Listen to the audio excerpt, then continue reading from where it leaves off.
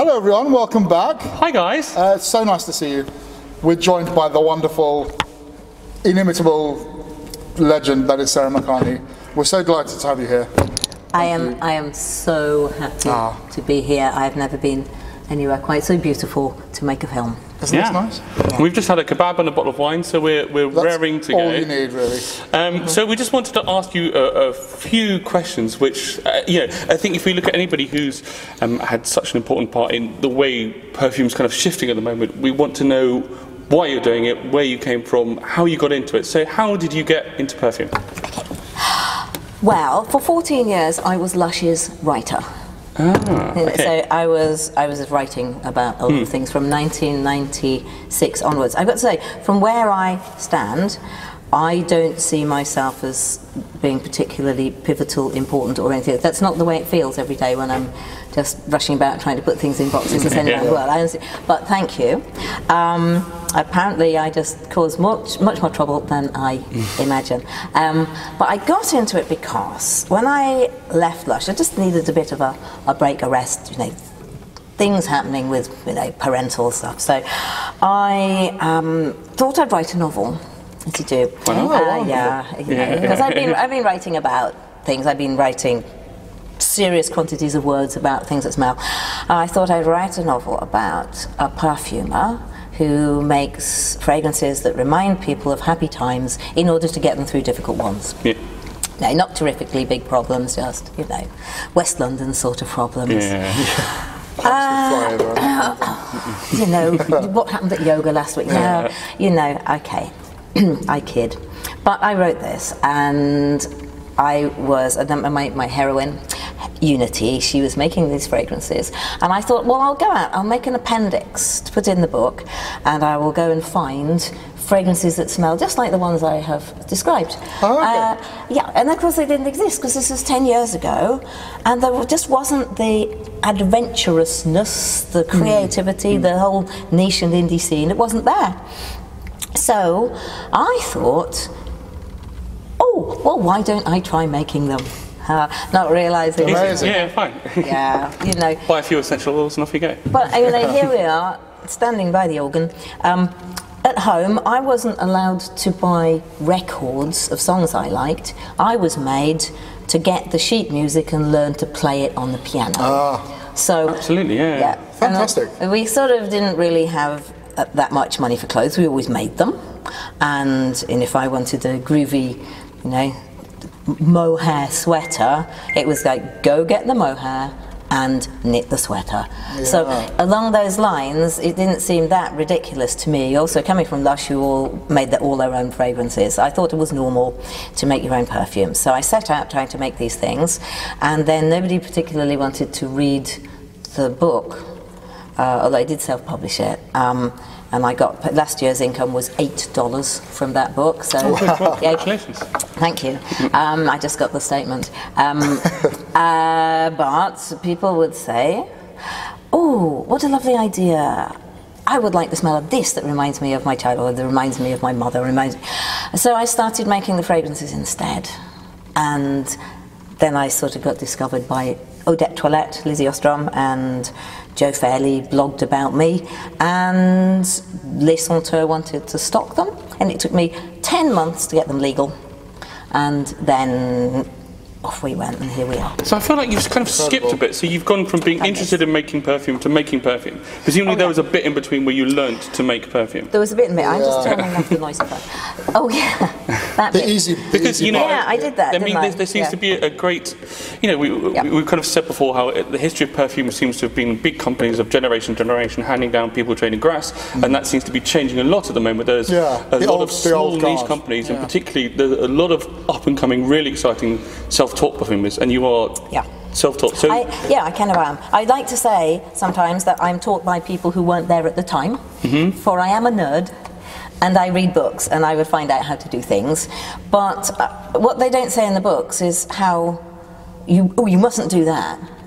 They just say, well, this is the way to do this, and then you think to yourself, well, but I wanted to do that, so I'll try this. And you discover later that if you are apprenticed to a master perfumer of, you know, fourth generation in Grasse, they will say, we do it like this, you never do that. Yeah, because I always imagine, you know, whenever the small thought crosses my mind, I might have a go. I imagine there's going to be years and years of thinking, that smells awful, or no, that smells amazing, but that's disappeared straight away, or that top note completely fallen to bits. Well, there sort of is, and to an extent I was fortunate in that a lot of my practicing, because I did practice, what I did was I got some materials. When I left Lush, I said to them, well, do you think that after all these years I might be able to have a few little raw materials that I can practice with? And they said, no, but you can come. I know.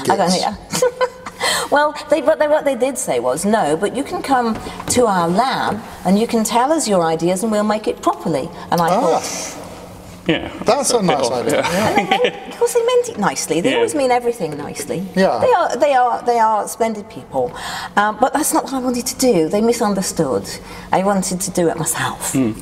So I bought essential oils. Of course, I already owned the things because I had to know what things smelt like in order to be able to write about them properly. So, but then I didn't know about synthetics. You know, it's very difficult, or it was impossible at the time, to get your hands on small quantities of synthetics.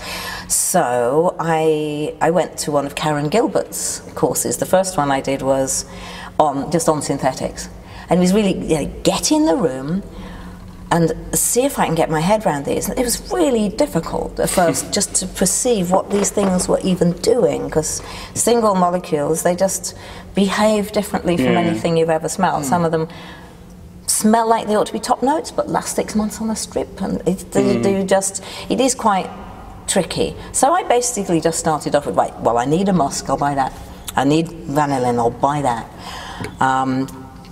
And just got sort of like 4 or 5 synthetics, and so I was making fragrances with a lot of different naturals and then some big whacks of synthetics to make them smell like perfume. And then I discovered later that's kind of what everyone did from the 80s onwards. That's what happened, but I didn't know that that's what happened because that's kind of secret. So but yeah, in my books full of practice, because I write everything down, there's just loads and loads and loads and loads and loads of different combinations of different things, rated according to, you know, these are terrible, this is awful, do never take the lid off that, to, oh, that one works okay.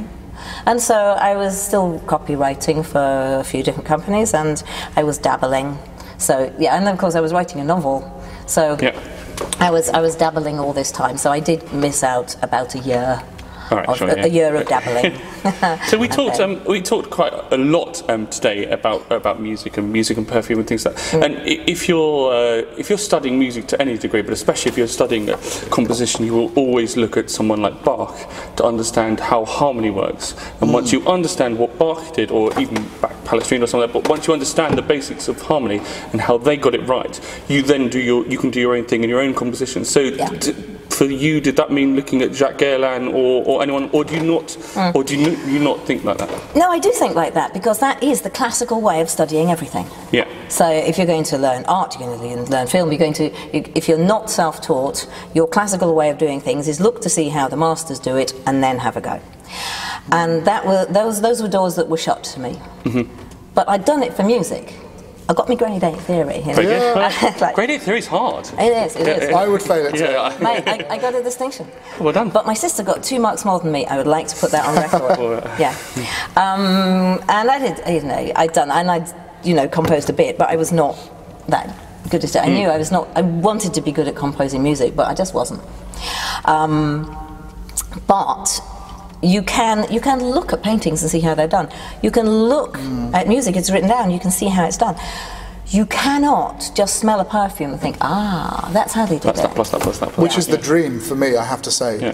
I would smell things for hours and hours and think, I wish I knew how that was put together, because we get nothing of it. We have to in a way create our own picture, which is we can kind of think we can get this accord, this accord, Yeah. but of course an accord itself is it smells like the back of a Bentley, but actually it doesn't mean anything to you as a perfumer, does it? In terms of how you put it together. Raw materials. Well, see, so if you do get in the classical route, and it's more open now because the Osmotec's trying to open things up.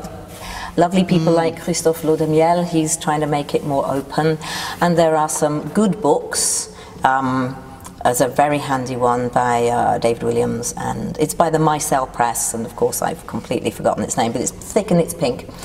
And we'll put the name up here. So. Yeah, good. Yes, thick and pink. Go for that. Good one for life. Yes. Yeah, mostly you avoid those, but I know. Here you go. But this book has, how to make accords. So like, here's a recipe for a good heliotrope. Here's a recipe for a jasmine. And it gives you opportunities to take those and practice them. So those are the things that if you did go the classical route, that would be open to you. And you'd either get an apprenticeship or you could go to perfume school, and that's there. But the self-taught route of any sort, I think, is like, well, self-taught filmmakers, they just get a camera and they film some stuff, and maybe they end up at the Sundance Festival, and maybe it stays in their garage. Bands practicing in garages. Oh, absolutely. Yeah. And some of them take music school, and some of them just can't read music. So, and I'm kind of drawn to the classical route, the nerdiness. But I almost felt like, look, I've done classical music training, so I know how it's supposed to happen. So I'll just take that and apply it to perfume. Absolutely. Yeah. So. Okay, so we've talked a lot in our videos. We're really attracted to fragrances with a story. Some like zoologists who you've made a fragrance for. If you hear the word macaque, you've got a really clear idea. It plants an image in your head before you've taken the cap off the bottle. You think, oh, I think of this. And if we talk about Cape Heartache, lots of fragrances we've spoken about which really plant a story in your head. So, as someone who smells, we have this story before we smell. Do you have the story first, or do you have a accord? Do you think, I've got a great idea for a special lavender or rose or amber or whatever, or do you start with the story, or does the story come at the end? Now, that is a very good question, because... Thanks. And it has many answers, because each fragrance has a different route to its final coming into being. So I mean, I did hide some here, but so all of these things that I have in front of me, by complete coincidence, they all have very completely different ways of having come into being. So I could tell you some stories. Talk us through it. So it's very exciting. Okay, this is good. I'm glad you're excited. I'm wearing Senthusiasm today because I sort of can't stop wearing Senthusiasm. It's slightly green. Hold up. From juniper and cucumber. Hold up a little bit. Thank you. And then hopefully we'll focus on that. Okay. It's good like that. So it's Senthusiasm, which I'm wearing, so I'll put some more on, is the smell of... I'm wafting in the loft. Oh, you are. Oh, yes. I wanted to do this for such a long time. Very nice. Wafting. Senthusiasm is basically the scent of Hendrick's gin. And I did a little event with, I was invited to... Sorry. In any other situation, this would be extremely odd, wouldn't it? That's fine. But it's very beautiful. I'm enjoying it. Thank you. Yes, smell me. So I was giving a little talk as part of a Hendrick's event, which is sort of secret, marketing things. But I was talking about the sense of smell, how it works, and I brought with me the botanicals which Hendrick's use. And then I was assembling the kit for going to do the talk, and I thought, oh, wouldn't it be lovely just to make a quick fragrance out of it. So I used the botanicals, so juniper berry obviously, they use rose and cucumber particularly, that's what's different in there, so I do those. Orris, coriander, lime, no, not lime, lemon and orange, and they use yarrow, but yarrow smells a little bit like blue cheese. So I missed the yarrow out. Really? What is yarrow? Yarrow is a herb. It's a medicinal herb. If you see yarrow listed in the perfume notes, you just go, okay, I'm just going to approach this cheesy. Really. Reduce it from my normal 20 sprays. Slightly stocky, maybe. It's pleasantly pungent. Some people think it smells a bit like horse saddles or something. There must be something in maybe like horse saddles. That sounds good. Okay, good. Yeah. Well, I chose to edit that out, but it exists. It's great fun, and it has its moments. So I made this. I did then add a mask. I added Hedione and I added ISOE Super because I was just quickly assembling this, and then I found myself wearing it all summer. Wow. It's just, and I came home from that day, and the lovely people at Hendrix, when I said, do you want to try this? They went, you made us a perfume? Because people just don't realise you can make perfume. It's like, don't you just buy perfume? Like, you know, it's like... It comes in the box from the huge company. There's such a huge gulf between buying the stuff and then you've bridged it, you know, you have Tarzan-like swung across to the other side, like, oh, you know, people who make it. Yeah. So, and then I got back to the studio, and because I'm terribly bad at telling people what I'm doing and delegating, and they were going, well, where have you been? And I said, oh, I've been off doing my Enthusiasm thing. And so I invented a word, so I've registered it, it's my trademark now, and I called it this. Oh, wow. Awesome. So Enthusiasm happened like that, which is... Almost by accident. Yeah, it just turned out that it smelled pretty good. So, and then I recreated it into a bigger batch, and it's really expensive to make because I went and lobbed Oris and Rose Absolute in it because it was important to me for this to use the actual botanicals. I could make a less expensive version, I'm sure, but don't want to. Sure. I could. Okay. But also, you make it sound like it was pretty easy, that you just threw these things together. But of course, the skill is the fact well, that's what also on this kind of slight subject of expensive ingredients and difficult ingredients. Do you obviously, we look at something like Guerlain and what's happened to those old fragrances where you have to take all the oak moss out because you can't include it because of Ifrit. So are there fragrances which you make for yourself which are, you know, like 25% oak moss or something like that, and you know you can wear but you could never sell? I can do that. I can do that. I tend not to. There is a version, an early version of Rosa Ribes, which I made for myself, which can't be sold at that strength. So I have it for me because I know I'm fine with oak moss, but I also know people who, if they went anywhere near oak moss, their skin just cracks. And so the reasons why not to use it. But then, if you really, the oak moss replacements at the moment and the things that have the bad bits of oak moss taken out, they don't make that much difference. It's a strange thing with expense. You know, they're going to be fine. It's just like everybody loves a scare story and a bit of a panic and all horror and to criticise. But there are actually many points in that question, and one's about expense. So I choose to use Rose Absolute. I could put together a Rose Absolute replacement. I could go for guidance to the big fat pink book and look at rose, but I've made my own rose replacement, and you can also use a sort of, you make a rose booster, so you use a little bit of rose essential oil and then the other things which are in rose which make it smell more rosy, but then it's not restricted. But there are things, people assume that synthetic chemicals are less expensive than naturals, and there's a lot of talk about, oh, I only use naturals, and that's kind of assumption. Okay, fine, so Oris, natural Oris is a lot more expensive than synthetic Oris. But people like IFF and Givaudan and Firmenich, they make the most amazing Oris replacers, and I honestly cannot tell the difference really between the Oris Givco that I have and the natural Oris when they're on a strip. Presumably, people have been doing perfectly well with synthetics since about 1880 something, haven't they? So it's not a new thing. Like, no, it's a bit of a myth, isn't it? Yeah, it really is. And there are things like, you know, orange, which you can get for £20 a kilo.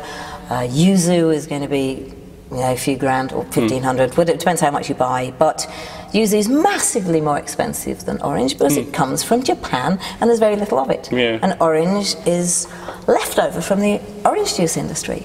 Now, the yuzu is not better than orange, but there's this whole kind of, but yuzu in it is really expensive. It's not better. And there are synthetics which are £400 a kilo and more. And there are some which are cheaper because they're out of patent. Yeah. So, you know, I mean, some of them, you know, they're £7 ago when they're first released by their inventors. It doesn't make them any better than when they come down to 10 quid ago, 10 years later when the patent's expired. So, cost, the whole you get what you pay for thing is inaccurate to an extent. So what exactly do you mean by that? What I'm saying is that you don't necessarily get a better perfume because it costs a lot. Okay, but that could also be because of marketing, and you know, people have slapped a luxury price tag because they're marketing a luxury fragrance. True, and then if they're going to market it as a luxury fragrance, and if they know they plan to sell it for £1,500 a bottle, then they know that in that case the retailer is going to pay them $750 for it, the wholesaler is going to pay them $375 for that. So then they've got then the importer is probably going to pay them, what's half of 375? 187 point something like that. Yeah. And so they've got quite a lot left over for them and to spend on the packaging. Yeah. If it's going to go out into the world and it's going to be £60 a bottle, well, hey, maybe they're going to make 1 million first run. Yeah. So then you divide all that by 2 again until you get down to, cool, okay, our budget is £5 a bottle. Yeah. So we would maybe love to put the real Oris in, but we can't, because it would tip it over the edge, so let's use a synthetic. It doesn't make it necessarily smell less good, but the perfumer has less range to choose from. So of your fragrances, they vary in price. Yes. And so is that just to do with ingredient cost? Yes. Yeah, it is purely. Yeah, I mean, within my price bands there are certain ranges. Yeah. And because I just can't do the admin really on charging different amounts for every single one, and also prices go up and down a bit according to so you put them into a bracket. hurricanes. Yeah, I put them into a bracket, and I sometimes I go, whoa, well, I'm going to take a hit on this one. But I mean, this one, Flora Psychedelica, I shouldn't really sell it. No. Don't say that. Well, but it's this cost me so much to make, and there's a lot of materials in it, that I'm deeply relieved that not very many people actually like it. Oh no! No, it's Like cool. you'd be losing money. Or not making very much. I can't sell it through retail. Yeah, okay. I can sell it to my customers, there's some left. But if somebody said, oh, well, I need 500 bottles and I want it in America, I want to pay this much for them, the answer would be, nah, sorry, mate. But that's my decision, and if I wanted to, I could look carefully at the formula and I could recreate it to be less expensive. And that's what in commercial perfumery people would do, and they would think I'm a nutter. Well, self-evident, but they would. But also, that's the difference between a company like you, because you're not working for LVMH or something like that. You can decide, I'm passionate and excited about this, so I can do this. It's not going to make me a lot of money, but I know it's very special. I know it's very good. I know some people can experience and get a lot out of it. But I'm never going to sell millions all across the world. For me, that's art. That's the difference between someone else's bottom line and your. It's a certain amount of freedom. I don't have backers, so I don't have people sort of snapping at my heels going, when am I getting my profit? When am I getting my profit? When am I getting my profit? Let's have a look at your books. Now, why are you spending that on that? And actually, I learnt that from Lush. I didn't learn how to make perfume because they never allowed me anywhere near that stuff. But I learnt the passion from the top bar Mark. He would actually say, I don't really want anyone else coming here telling me what to do, because I know they'd look at the expense of the jasmine and they'd say, can't you replace that with something else? And I want to use jasmine. I love that. And that's why I love, fragrances like Breath of God does not smell like it's been focus grouped. It's not like, I've got to get something, no, actually we've got to get something really massive. It just feels like, there's some real interest. Like it or lump it. And another thing that they do, which I do as well, because they manufacture and they distribute and they own the shops, they own the whole thing. So they can make a small amount, see if it sells, and if it doesn't sell, they don't make any more. And I can do that. Because when rather than employing Johnny Depp and doing a big advertising campaign. And what was Johnny bearing? What was Johnny bearing in the desert? Well, Well, then you have to, because the financial risk is so huge, then the creative risk has got to be smaller. Yeah, absolutely. So it's got to be focus grouped and what is called in our industry evaluated. But I actually, a long time ago, I taught marketing in Hammersmith College and just around the corner at London Metropolitan. And the course I taught was about taking data and turning it into useful decisions. So you can... I basically ended up teaching marketers maths because they'd run away to marketing hoping they never had to do a percentage. Yeah. I think that's why lots of companies fail. Wow. They don't really know how. But anyway, one of the things that was in the syllabus was you never spend more on research to find out if you should make something or not, if it actually costs less to launch the product. Yeah. So if you're going to spend 10 grand evaluating something, it'll cost you £1,000 to launch. Just launch it. The worst you can, you can only lose £1,000, whereas you've already sunk 10 grand into evaluation. So if you're going to be spending, 50 million launching a fragrance, by God, you better get out there and evaluate it. Yeah. But if you're going to spend £1,000 on, you develop it yourself, you do all the paperwork, you get your safety certificates, you got the IFA compliant, you print the labels, and it's cost you £1,000. Just put it out there. Yeah, just go ahead and do it. There's probably going to be enough people in the world to buy £1,000 worth eventually. Yeah. So, that's how to launch a perfume. Easy. Yeah, great. Good tip. Can I ask you, a slightly sort of different question going in a slightly other direction. But do you find yourself still inspired now by the sort of the classic perfumes of yesteryear? So I'm thinking the great old Guerlain of the turn of the century. And is that a process that you are sort of conscious of? Is it in your fibre? Because I certainly feel, I guess we would say we're kind of collectors, enthusiasts, and I've got, I love to buy the new things, smell the new things, got releases, but I've got this old kind of early 80s Chicky X tray, and every time I open it I think, it's not going to get any better than that. No. I'm not to say that you're not going to get any better. No, I know what you mean. There is a move to say, well, look, let's take risks like those guys did. So there are things appearing, rafts of them appearing, which might stand the test of time. I've got to say I do adore the old Guerlains. There are some ancient perfumes that if you can go to the Osmothèque and smell original formulas. That's on the top of the list. And my absolute favourite was the Le Fruit Défendu from Parfum de Rosine, which is a fruity floral from about 1912, I think, and it's really rich, absolutely amazing, and I sort of wanted to make things like that ever since. But the two that I made for London University, the Gatsby fragrances, 1923, I made those in the style of fragrances that were around at the time, with materials which were around at the time, and you can get that kind of smell, because I love doing that. So that's a kind of an intellectual exercise with extra added creativity. So because just to mention Lush again, I remember when I picked up a bottle of the President's hat, I didn't know anything about it. I just saw the picture, I didn't know the book on it, which it's based. But as soon as you spray it, you think Mitsuko.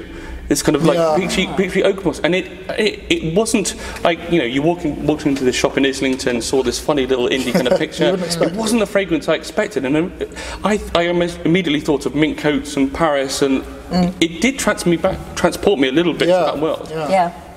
It's.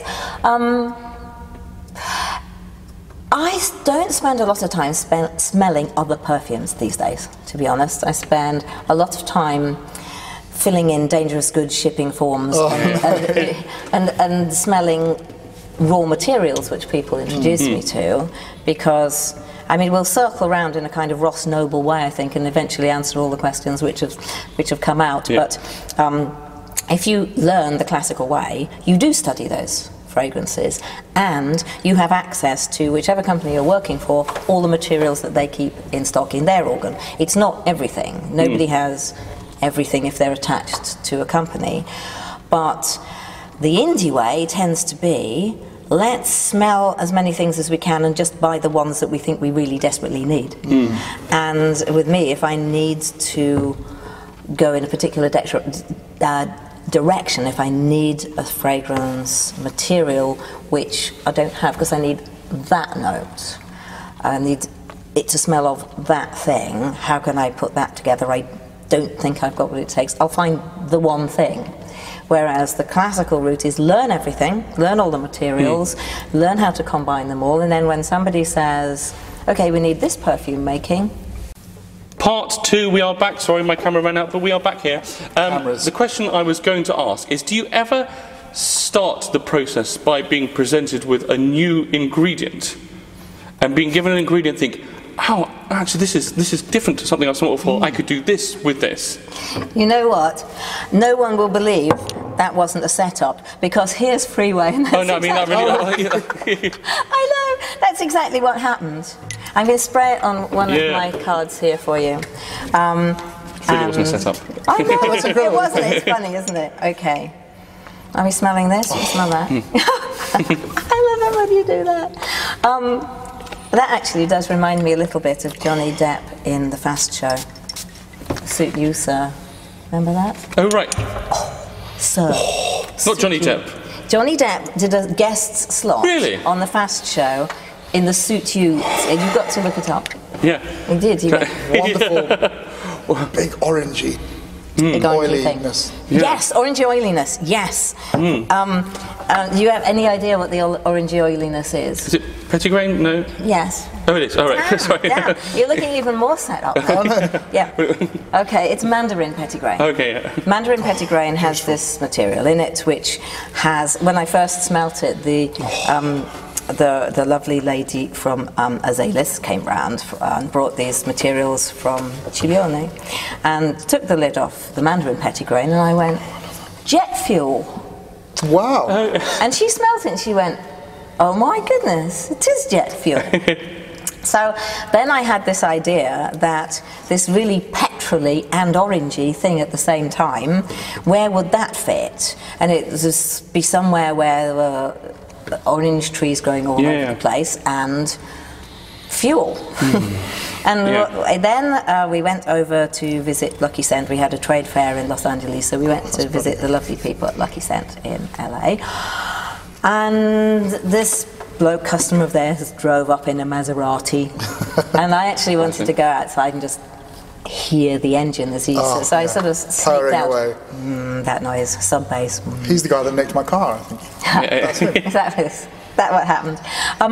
So I went out and they said, oh, you're going to smell the engine. I went, all right, I'll smell the engine. So I was sniffing this Maserati, and we had this idea. They then said to me, said, Sarah, don't make any more fragrances. Can we just ask you, please just stop making fragrances? But then by the end of the meeting, they talked me into making one for them, because that's what happens with me. We had ideas start happening, and they say, oh, you could make this for us. And so for Lucky Scent's 15th anniversary, we made Freeway, and there's a whole film on my YouTube channel about it, but it was kind of, they wanted to call it Three-Way. And I said, sounds like a Tom Ford fragrance. You definitely get pulled over for that. I said, no, I'm not going to go. And then I shouted out to Nick, my husband, that I said, Nick, say Three-Way. And he shouted back, Freeway. I said, that's what we're calling it. Brilliant, absolutely awesome. So this is the smell of the future in LA on the freeways when all the oil has run out and there are orange groves and white flowers and picnic areas, and there's always a smell in LA of cooking sugar somewhere. Somebody's doing waffles or whatever. But the aroma, waffles, donuts and but this evaporating oil from before Hollywood was funded by oil money. LA used to be an oil town. And so there's just oil everywhere. So imagine the freeways are still evaporating gasoline years into the future, even when the oil's run out. So that happened, but I was, in my mind, I was thinking I have to find something that the Mandarin petitgrain goes in, and orange grows and evaporating gasoline was the thing. It's absolutely stunning, isn't it? I think I love that. Right, I think we're going to try and avoid making an hour-long video. Yeah. So I think we can divide it up. Yeah. So what else have you got left? I've certainly got one fragrance that both Joe and I yeah, like. we have Shazam. Yeah. We didn't smell Flora Psychedelica. No, you smell that. No. You can do it. The minute you said that you can't sell it and people don't like it, well, I think we probably will love it. You probably will. It's. Thank you very I'll much. let you smell it first, then I'll tell you what. How Brooke Belden, who works at our place sometimes, she's got very refined taste in perfume and writes the B-Girl Rhapsody blog. And Brooke described it as iris on a bender. Yeah. We were just saying how you sometimes struggle to. I kind of like iris the way it kind of lends a lipsticky quality to some things, but I don't. There are a few out-and-out iris kind of scents that I like, but that is a big lipsticky, makeup-y. That makes me want to read poetry in a corner. Well, this one has its own mystery story that goes with it. Oh God! It was a set of 3 mystery stories set in 1933 that I wrote. I have a detective hero, Chief Inspector Bingham. God, that is enormous. I mean, that's like it's so. Well, it's supposed to be a sort of it's called Flora Psychedelica because it's this mythical flower. It only grows once every 24 years, and if you get too close to it, it does your head in. It's seriously intoxicating. So I put there's all kinds of intoxicating materials in. Top note of absinthe, wormwood. Okay. I suppose it makes me want to wear a big mink coat and put bright red lipstick on and kind of scrape my hair back in curls and things. I'm imagining that. Okay, amazing. Good. And that's the eau de toilette version. I have found it was. You see, that's how we do things. It was eau de parfum at first. We only had labels for eau de parfum. We decided it actually works better as an eau de toilette. It's more airy and light, and actually smells weirdly stronger as an eau de toilette. So this is what we do. More bloom. We actually just scribble it out and write toilette next to it. Yeah. Because we don't have a lot of money for packaging. Yeah. But the money goes into the juice, doesn't it? This is the it does, and that's what another thing I learned from Lush. I give them all the credit. Lush just cannot be asked with packaging. They wanted, they want no packaging in the world for a start, but certainly they don't think it's worth spending lots of money on that more than the fragrance. And that seems to me like. Totally we did a video on is expensive perfume worth the money, and if you buy something with Swarovski crystals or these big leather kind of boxes, obviously a lot goes on that. If you get something which is just a small glass bottle in a box, and even if it is expensive, the money's gone on there because it can't go anywhere else unless they're just pulling one over, which I don't think they are.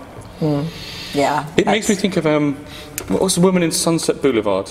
Glenn Close. No, she was in the music film. The original, whatever it is, early 60s film. Her name.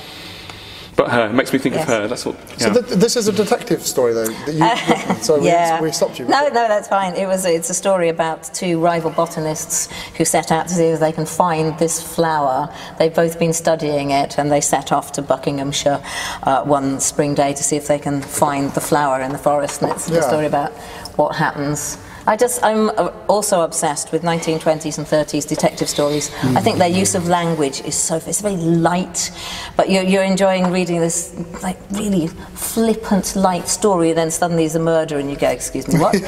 Because they take words and they create beauty out of them, but just this light touch, the post-war, post-First World War, it was such a horror.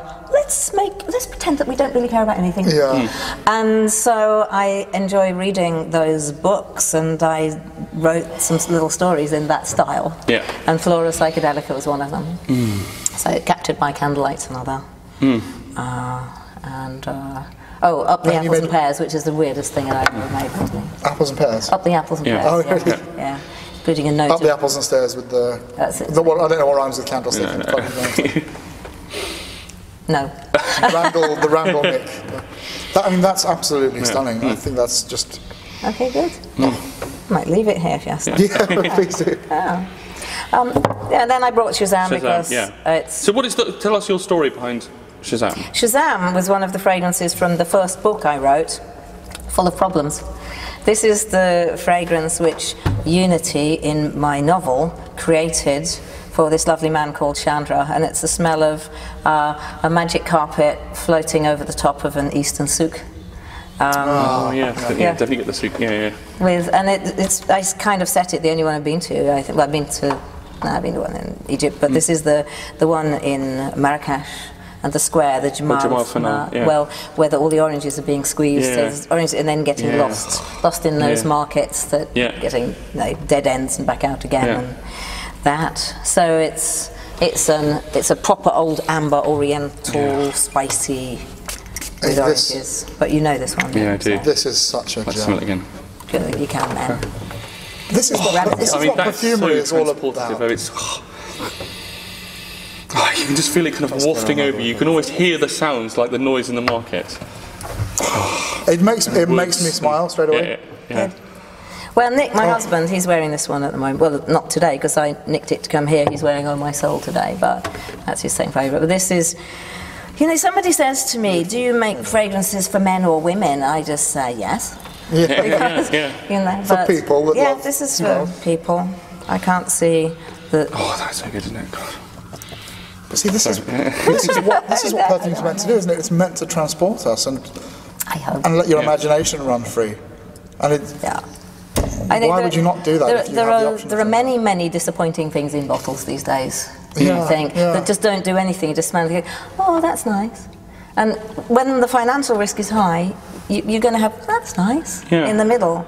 That's why people like Thierry Mugler bringing out. The one in the green glass. Oh yes. Alien. No, not Alien. Next one. Aura. Aura. Bringing out that and people going, oh, that's weird. Okay, get in. Big guys doing weird. I really admire. Well, actually, this is why I have to say I don't think since the days of the original Gucci and Envy, I don't think since then they've done much that's great for me. But at least with the Absolute that they did recently, they took a bit of a step and they did something that was a little bit out there. Lots of people didn't like it, but at least it was big and bold and a bit dirty and a bit interesting. Well, there's the bell curve of perfumery. There's and when you're here and the costs are very high because you've produced masses of perfume, it's just kind of got to be nice. And I'm at that end or this end. It's the Marmite of the perfume world. I want to create things that people either love. Well, I hope love, but I accept that they will polarize and people will hate some of them, but that's okay because I have 56. Yeah, there's always something that somebody will gravitate to. Yeah. So we were chatting before we met you earlier that we do, I don't know, we kind of feel slightly that there's almost a new perfume renaissance. Everyone, we were talking about the heyday of perfumery was 100 years ago with the Jacques Guerlain fragrances. But there seems to be so much going on now, and it seems to be a world where you can be self-taught and you can be creative, and there are people distilling their own ingredients, chopping down oud and doing. So what is the future of perfume? Is it still going to be dominated by LVMH and these big Estee Lauder companies like that? It's interesting because there are a lot of companies that set up hoping to be bought by Estee Lauder and LVMH. And you can't always spot them, but there we were at Petit Fragrance last week, even 2 weeks ago, and so lots of niche fragrance brands out there, and somebody came up to me and went, "What's your concept?" I was thinking, right, do I actually? And so I quickly sort of went, oh, well, I create fragrances that remind people of a time and place that they were happy, because that's originally what was in the book. But they do tend to be attached to time and places, because somebody said, can you make the smell of this, because I love it. So it does tend to be a thing. I'd love to make the smell of this church. When we walked in this church, they were like, that's happening. But you get people who have 6 fragrances and they've launched them and their concept brand, and their concept is this. Their concept will be it's a forest, or their concept is the 1920s, or their concept, and they've come to it with a fully formed sort of brand strategy in order to take them into there's a place where they can scale up. Someone else will do the manufacturing, and then they will wait until they get bought. Mission statement. And I'm not really there. And then there are people like Dawn Spencer-Hurwitz and Liz Moores of Papillon. And so we just get an idea in our heads and we go, right, I'm going to make that smell. And it's not really anything to do. I mean, we're very precariously balanced in that, you know, there's nobody we can turn around to and go, hey, can we have another 100 grand? It's not going quite so well, we need a bit of marketing.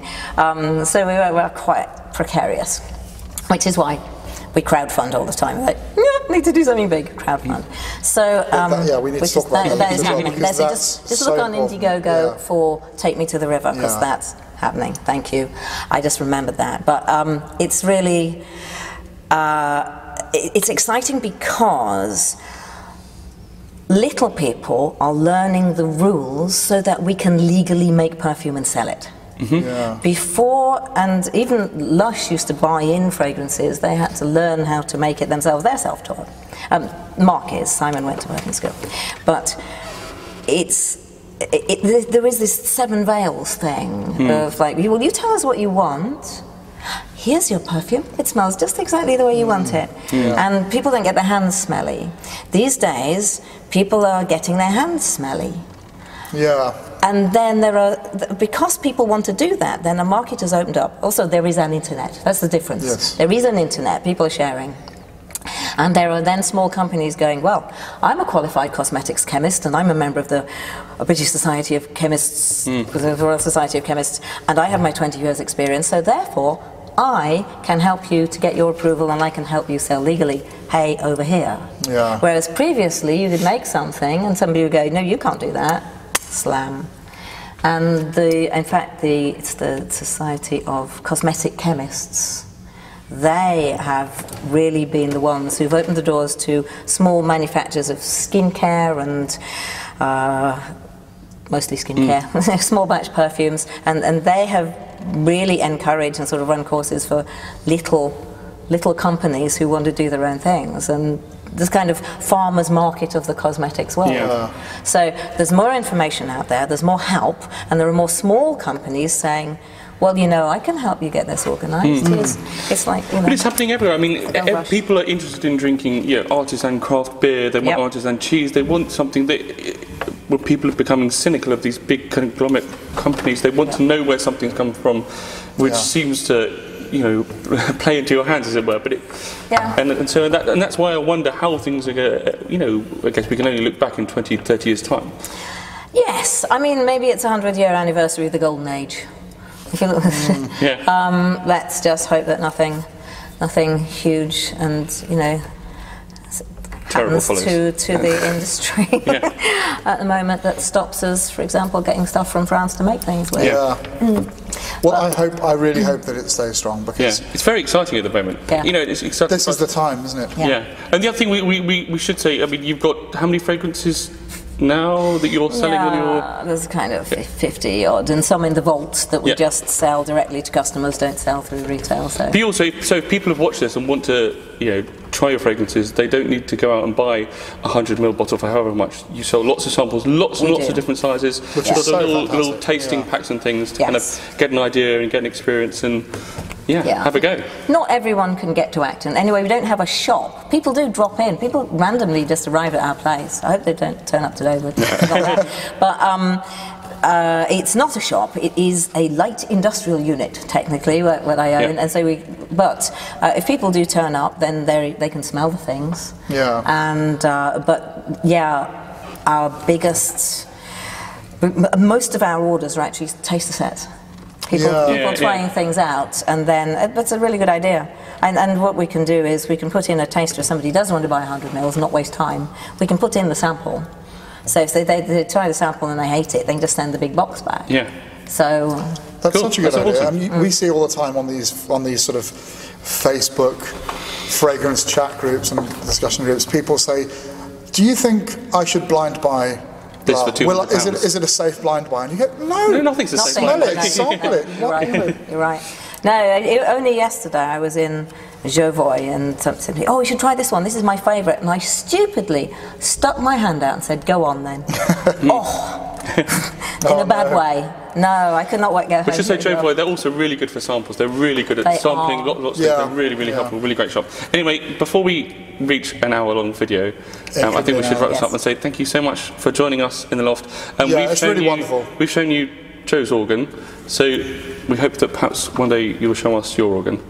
Please. Yeah, we'd love to. I mean, and this is, I've been briefly and had a look. But I've not yet. And it's absolutely incredible to see the actual process, because we think perfume sort of comes out of a magical place, and that, you know, you can imagine Sarah sort of jumping through a field and going, oh, a rose, and it's something far more magical and exciting. So I feel it's something totally much more mundane, but there you go. No, I think the opposite. And I would like to say I do love Joe Voix as well. That was just my mistake. My mistake. Rouge Assassin, one of my favourites from that. Yeah. Oh yes. Can't beat Rouge Assassin. Yeah. Unless you like Killer Rose. Right. Anyway, we've given you lots to think about, lots of smells. So until next time, happy sniffing.